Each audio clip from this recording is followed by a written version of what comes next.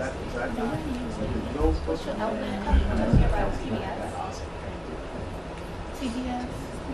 Yeah, I think we have.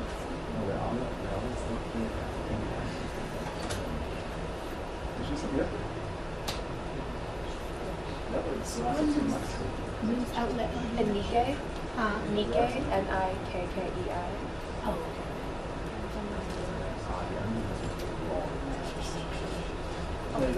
I'm testing, sorry. I'm just up to date. Y'all just fire.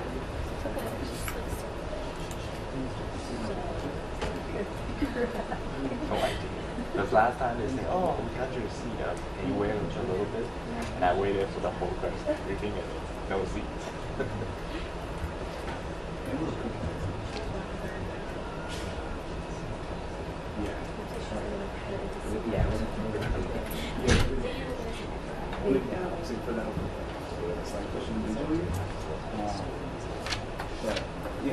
That's exactly what I do.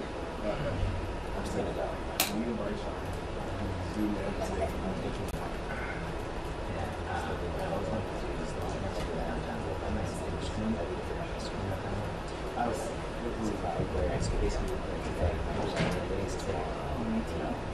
Zooming so close that it's like you can see like a little like a civilization in there. Yeah. Yeah, that's what I want. That's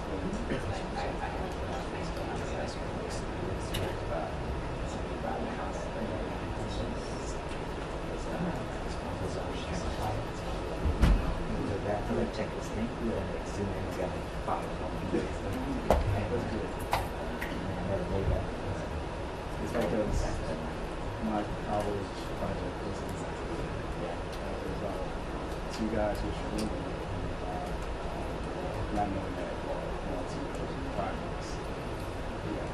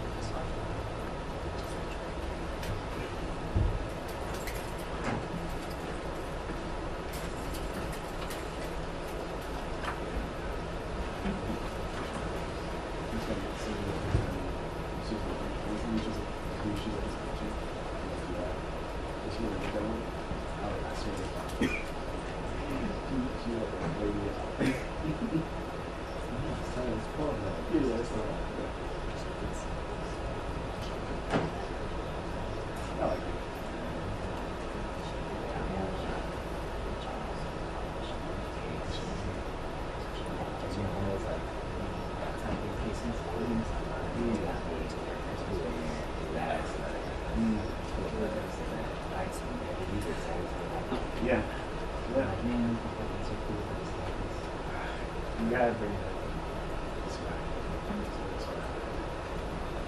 Yeah, we did walk. Yeah.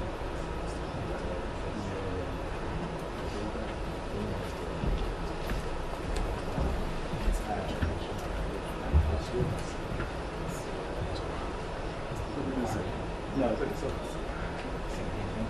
Yeah, it's one of those things. Just do the same.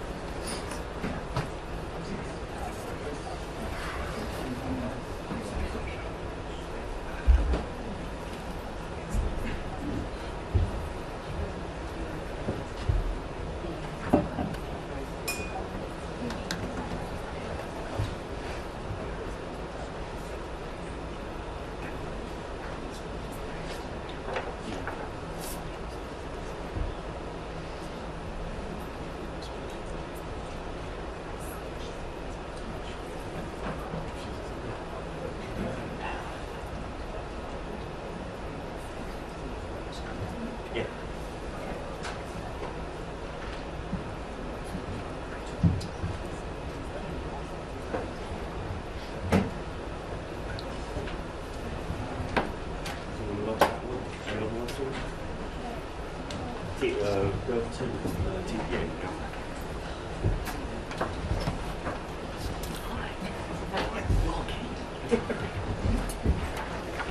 Are you okay back here?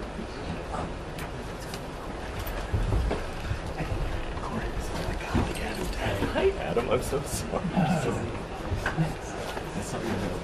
I'll take the pouch. Yeah. I'm so sorry. I didn't put a seat up. All right. And here, can I go back there?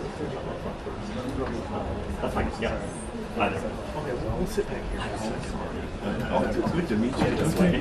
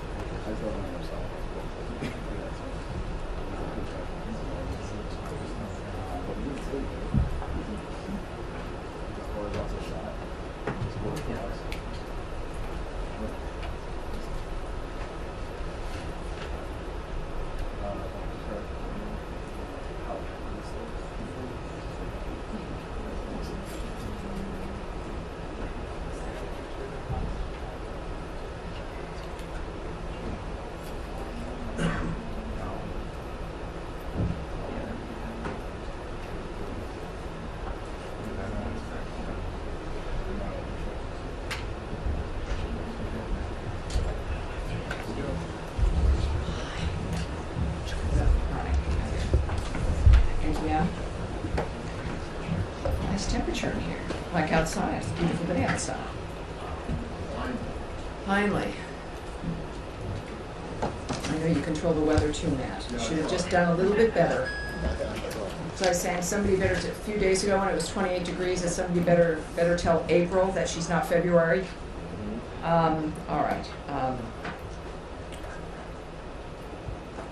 we go. I have a few announcements. So the topper is a little long. I hope it'll be interesting enough for you. It's interesting for me. All right, welcome aboard, everyone. Thank you very much for being here. As this is my first briefing this week, I'd like to wish Christians a blessed Holy Week and Jewish people all around the world a happy Passover. And now, today, as anti-Semitism surges around the world, our message to Jewish communities remains unchanged. The United States stands with you. We will fight anti-Semitism with unwavering determination. We will advocate for the safety and security of Jews everywhere. And on to something else as well.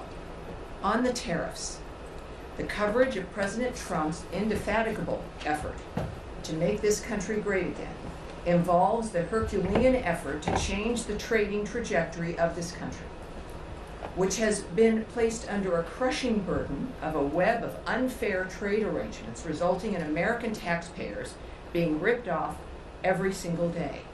Only President Trump has the vision and the courage to say enough is enough. The United States of America has the great benefit of having the world's best deal maker as president. His actions on tariffs have illustrated to our enemies and allies alike that the United States is a nation that should not be taken for granted and whose fortunes are directly connected to the success of every other nation on this planet.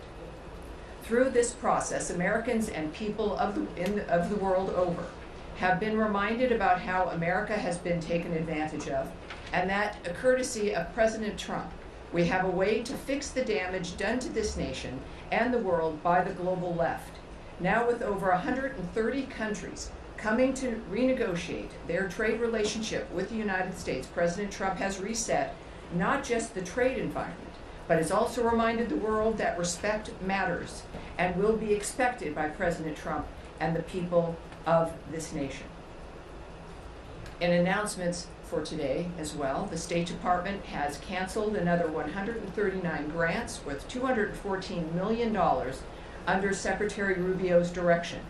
As the Secretary said, quote, "The American taxpayers should not be funding misguided programs. We are cleaning up the mess the previous administration left and rebuilding an agency that's focused on putting America first." Now, let's look back to last weekend. Ambassador Stephen Witkoff conducted talks with the Iranian foreign minister, which were hosted by the Omani foreign minister. As the White House statement described, quote, "The discussions were very positive and constructive, and the sides agreed to meet again next Saturday. Our goal remains clear. In the words of Ambassador Witkoff, quote, "A deal with Iran will only be completed if it is a Trump deal. Any final arrangement must set a framework for peace, stability, and prosperity in the Middle East, meaning that Iran must stop and eliminate its nuclear enrichment and weaponization program. It is imperative for the world that we create a tough yet fair deal that will endure, and that is what President Trump has asked me to do." Also last weekend, Expo 2025 Osaka officially opened on Sunday in Osaka, Japan. The 31,000 square foot USA pavilion showcases American excellence, innovation, and leadership, and reinforces our commitment to engagement in the Indo-Pacific and the US-Japan bilateral relationship. Over the coming 6 months, the Expo looks forward to welcoming millions of visitors. Back here at home, Secretary Rubio joined President Trump in welcoming President Bukele to the United States yesterday. Since Secretary Rubio's visit to El Salvador, the United States has deported dangerous MS-13 and TDA gang members to El Salvador's prison. Because of this, our nation is safer and more secure. As Secretary Rubio said of President Trump and President Bukele, our hemisphere is lucky to have two leaders who are totally aligned in their commitment to law and order. Last, in non-foreign policy news, I want to applaud the Trump administration's FDA on their plan to phase out various animal testing requirements. As the FDA said in their announcement, quote, "The new approach is designed to improve drug safety and accelerate the evaluation process while reducing animal experimentation, lowering research and developmental costs, and ultimately lowering drug prices." Bravo. That's my topper. All right, now to your questions. Sir, Mr. Matt Lee, the AP. Thank you, Jenny. Yes. I just wanted, just a point of clarification. You said that only President Trump can undo the damage done to the world, the nation and the world by the global left. I know, surprising this that it has to comes do from with- me, isn't it? Surprising Yeah, that that comes this from me. has to do with, you're talking about tariffs, right? The whole world free trade, international trade regulations that began after the Second World War. Well, I'm yes. looking at 1 Eisenhower, 2 Nixon, Reagan, Bush, Matt, may I answer you? 1, I know. Bush 2, Yes. and I'm. Yes. I mean, Well, hard you to know, believe that there's you're- something. Let me Are answer they you, part sir. of the global Let left? me answer you. Let me answer you. Everything that starts like world trade, there's always a good idea, right? You always have a really great plan, and things move along, and it's very good and it's very nice. And then time changes, and the left gets control of certain aspects, certain countries, certain congresses, and things begin to change, and spending begins to increase, and arrangements begin to change, and are not necessarily as good for the United States. The fact of the matter is, at this point in time, we are on an unsustainable path, a burden that is crushing. You see it in the actions that this administration has to take regarding the budget of this entire entity. This becomes an addiction. It's an addiction to other people's money. And as Margaret Thatcher noted, of course, is that the main problem with socialism, sir, the main problem with socialism is that is when you run out of other people's money. Because that eventually happens. I know that's not perhaps satisfactory for the Associated Press. But I love you anyway, Matt. I love you anyway. But your question is, at least my answer to what your statement was, is that at this point in time, President Trump is the only person that can undo the Leviathan, that this trade framework became around the world, and he's doing it, and I've been watching this coverage, the pearl clutching. It's been remarkable. This is going to be one of the greatest resets of many resets that the Trump administration has implemented, and it's going to make a difference not just for the American people, but for all those countries that realize that this has to change. So it would be better for the world over. My point was merely that, are you trying to say that all those presidents and who you just mentioned, Margaret Thatcher, I are part of can't the believe global it. left? I've just talked way too much already. I think All I've right. answered that. Yes, sir. I think I've answered that. All right, so on the grants that you just said were canceled, I want to seg from this. Can you be more specific about what those were? The two, what was it, 139? Well, What we'll they are, get and we'll then get those details. more. What we do know is that the secretary himself felt passionate enough about this to tweet it himself. Oh, you did? And that what I stated to you about his commentary was from his account, the secretary's tweet, at 12:35 p.m. this afternoon. And I'll read it again because there's a couple more details here in the tweet. Under my direction, the State Department has canceled another 139 grants worth $214 million. The American taxpayer should not be funding misguided programs like building the migrant domestic worker-led movement in Lebanon or get the trolls out in the United Kingdom. We are cleaning up the mess the previous administration left and rebuilding an agency that's focused on putting America first. So those are two examples that the secretary shared. There are, because I'm a mathematician, 137 more. And I'm sure at some point we will, I believe that, yeah, I'll tell you what, let's see if we can find the full list. And we'll move ahead accordingly. So, and that just segs into the broader budget question. You saw the reports yesterday, and the report about the O&D plans for drastic reduction in the state bar, the Function 150 budget, which includes state USAID. What can you tell us about that? I can tell you that throughout the history of the United States, everyone has a budget plan. And everyone has ideas for budgets. And every president has a budget plan and sends it to Congress. And then Congress either accepts it or they have their own ideas, which happens more often than not. I can tell you that whatever you've seen in public was not released from this entity, was not released from this department. It was not released by the secretary. That there is no final plan, final budget, final dynamic. That is up to the White House and the President of the United States as they continue to work on their budget plan and what they will submit to Congress. So I would suggest that you check with the White House. But the kinds of numbers, and what we tend to see, is reporting that is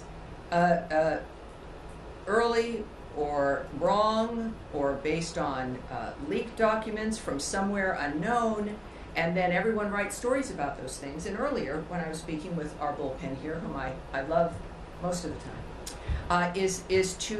it would be wise to be cautious before acting on every single element you see leading up to something as important as this budget coming in from President Trump. So we'll wait and see. Of course, again, these are not known or finalized or planned. Only President Trump has that information, and we're going to see it soon, I'm sure. All right, thank you. Yes, ma'am. There was some criticism from Democratic lawmakers about contributions to international organizations dropping by 89% from 12.4 billion last year to 169 million, including eliminating funding for the UN and NATO. Is that something that the department is considering eliminating funding? You know, that's from a story that is looking at a memo that was leaked or not from a plan that is a suggestion. What I can tell you, though, is it really makes me concerned when I see the word eliminate. I traveled to NATO for that summit with the secretary.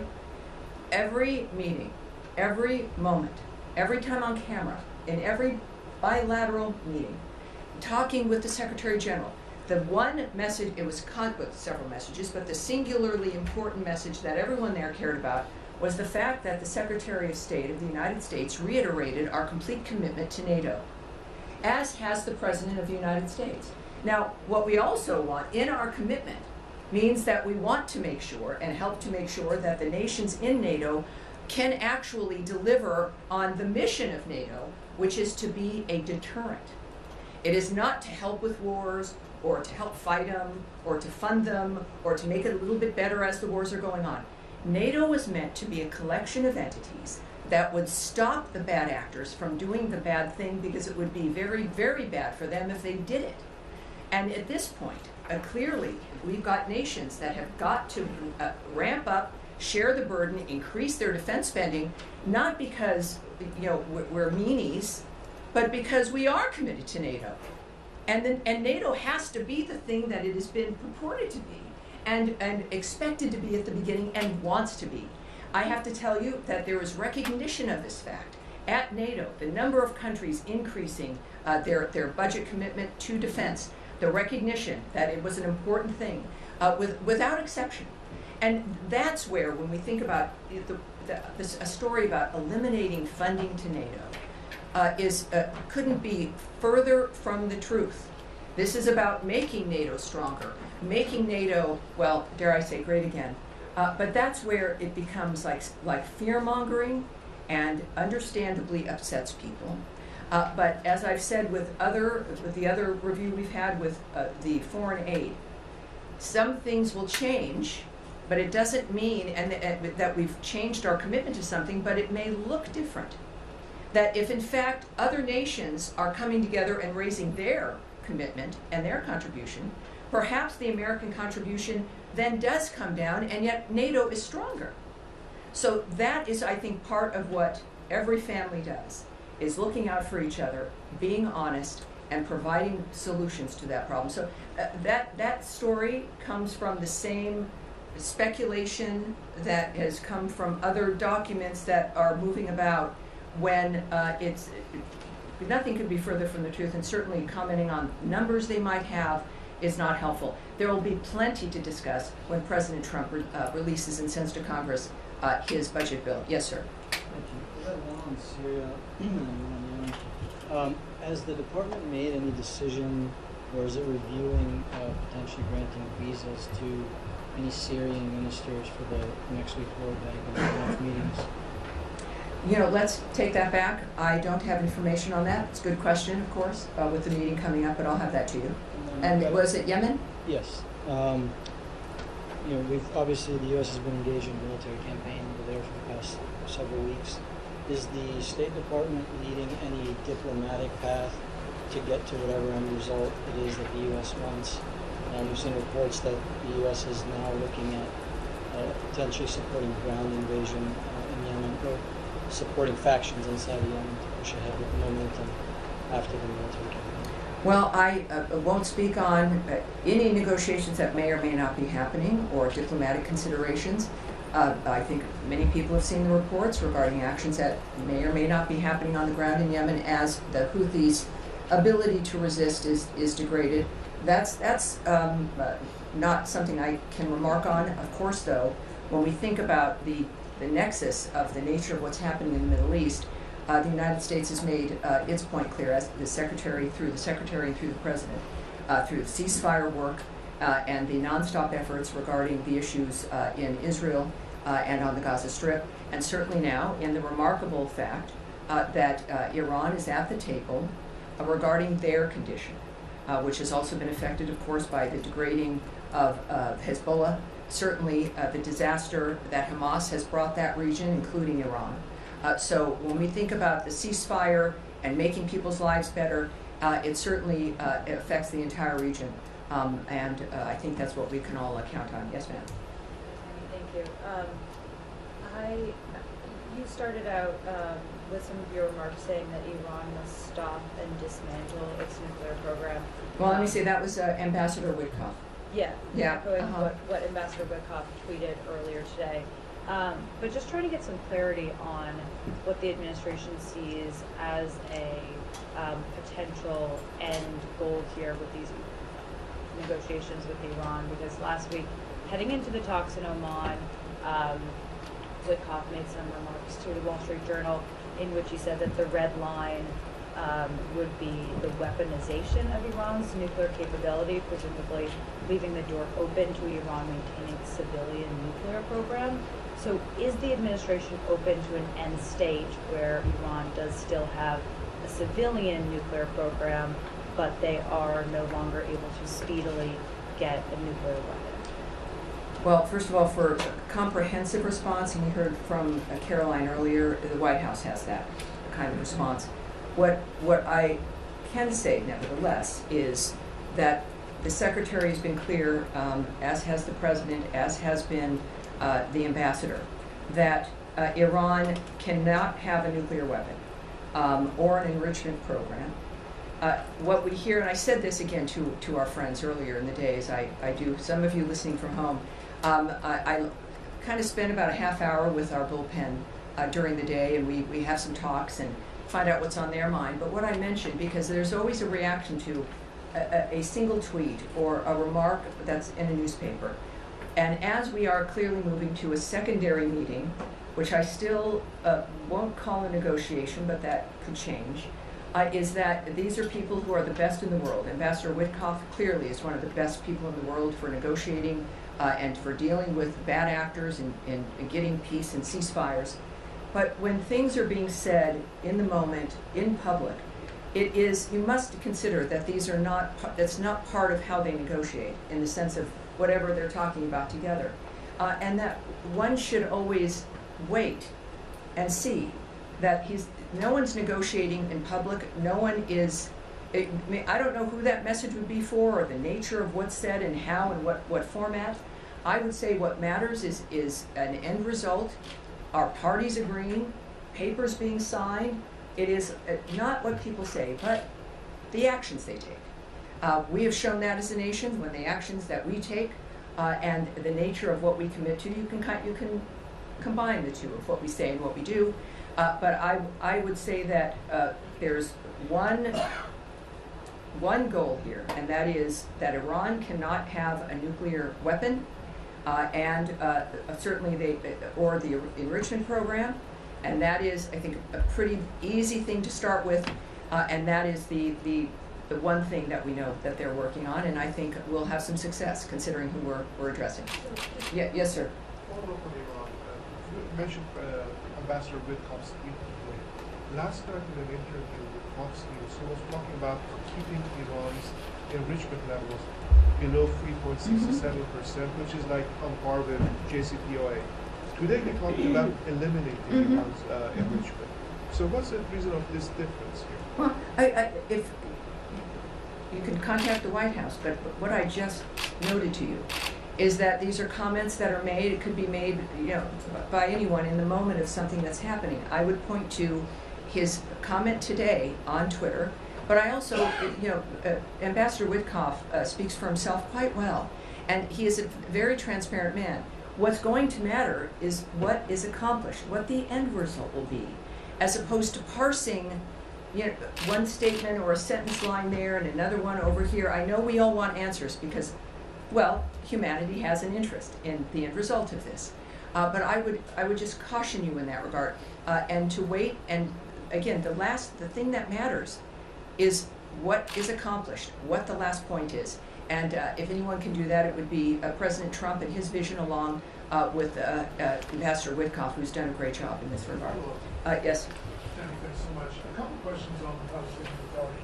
The Times of Israel reported a few days ago that Mahmoud Abbas had sent a letter to Secretary Rubio trying to open up the door to get certified that the pay-for-slave program has been ended by the Palestinian Authority. I know you're not going to comment on that correspondence, but in a broader perspective, the State Department is not exactly doling out foreign aid with any enthusiasm at the moment, and the purpose of ending the pay-for-slave would be to restart foreign aid to the Palestinian Authority. So does the State Department have any appetite at this point to start that process if the end result is no foreign aid being distributed in the end anyway?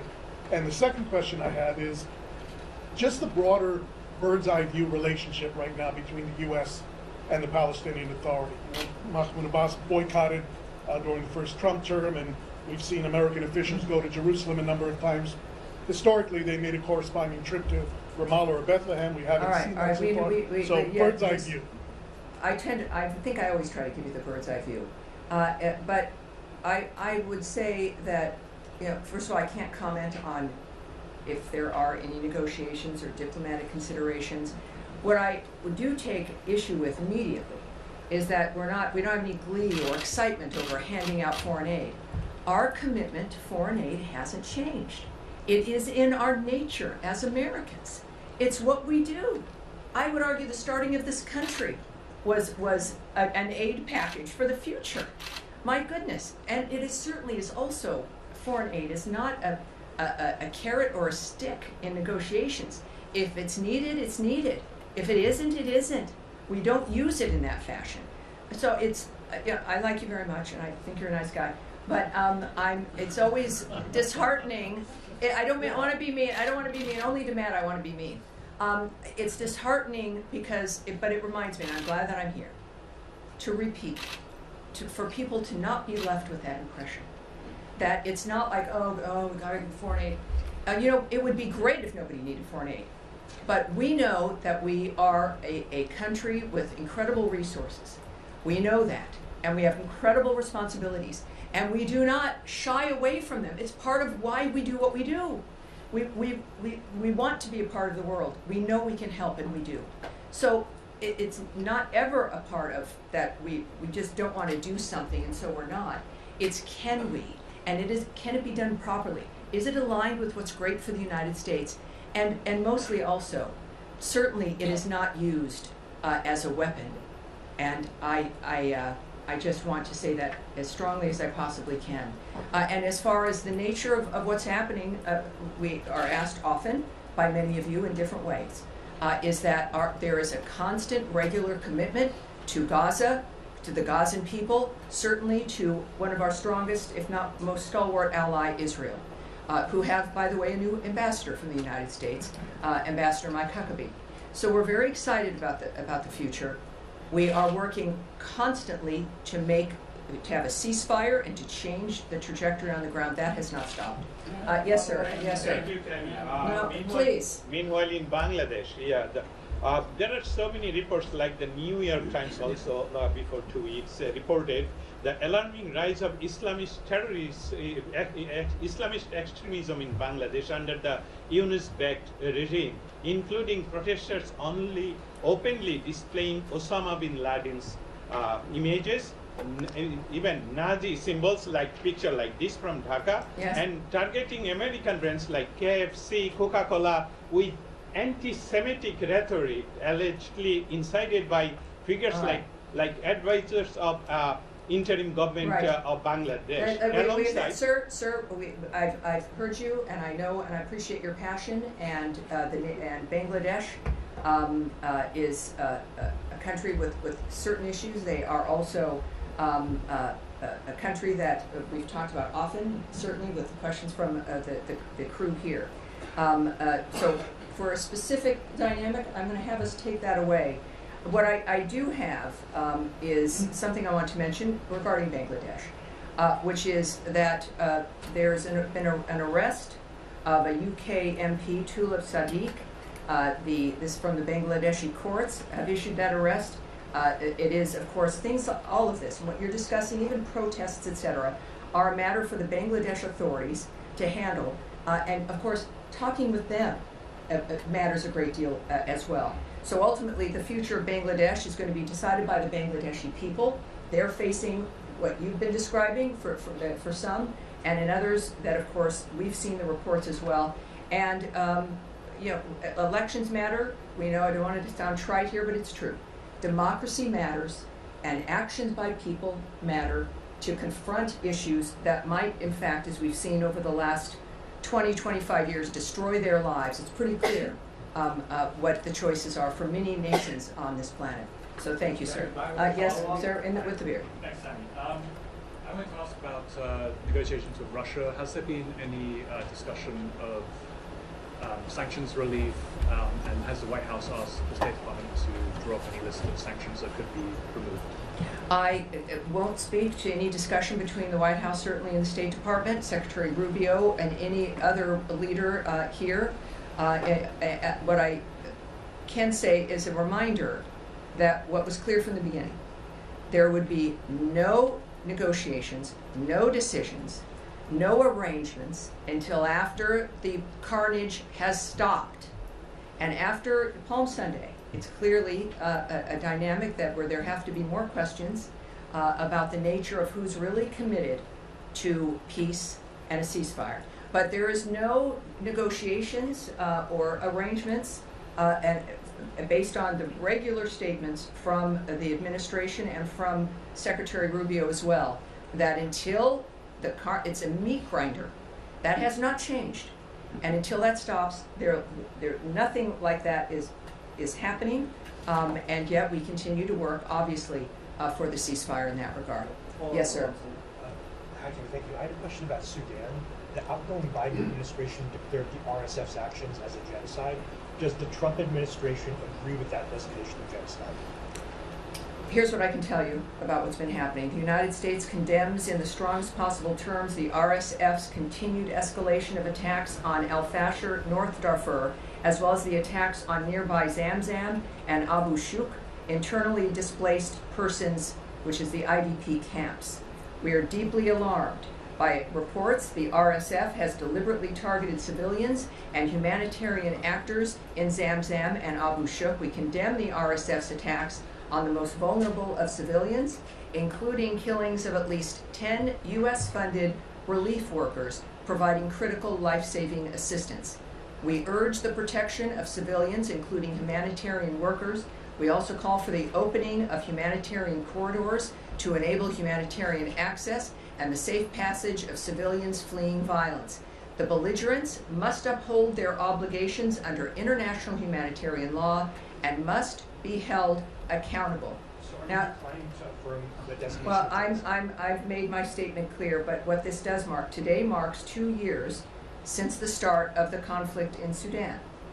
And this conflict has caused death, destruction, and a displacement crisis that has the potential to destabilize the entire region with massive flows of displaced people, arms, and disease. It is past time for the warring parties to put down their guns and negotiate a durable peace that allows for broad-based participatory dialogue so the Sudanese people can decide their future in a peaceful and unified Sudan. So Yes, I've answered you. I've extensively answered you quite extensively, sir. Go ahead, please. Sudan, I wondered, the previous administration had been involved in trying to facilitate peace talks between the two parties. Are there any such activities going on? Well, I can't report on anything that is happening or might happen, but again, I think that the Trump administration and Secretary Marco Rubio have proven their commitment to these kinds of issues in a way that no other administration, frankly, has in facing these dynamics all around the globe, especially with the nature of the kinds of carnage and the relentlessness. So while I can't speak to you about specifics, I think that we all know what this administration stands for. Yes, in the blue jacket. Two questions, briefly. One is in regard of the visit of the Jordanian Prime Minister today at 3:30. If you can tell us a little bit about the topics that are going to be discussed. No. Gaza. No, it's so nice. It's so nice. You're the Italian reporter. Right. The nice Italian accent. Right. Can you tell us? Like, no. No. I understand. Fine. The second There's question. plenty to talk about, I'm sure. I mean, you know. I understand. Yes. No problem. The second one is regarding the CAT announced by Secretary Rubio, if I'm not mistaken, on the funds on United Nations and NATO. That was asked.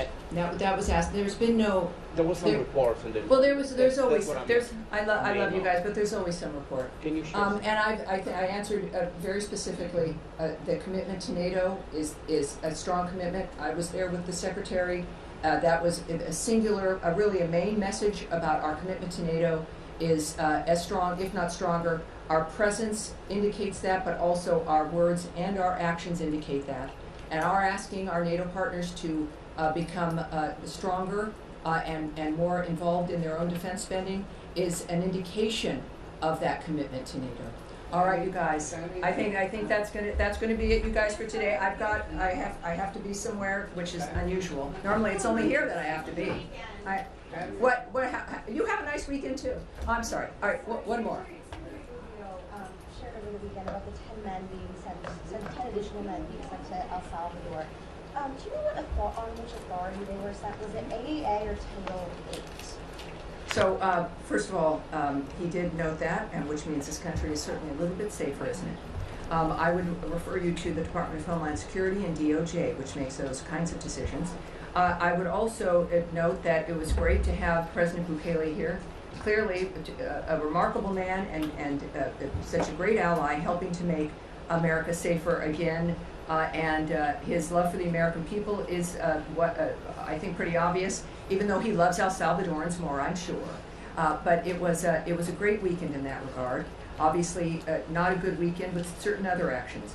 But this is a busy administration.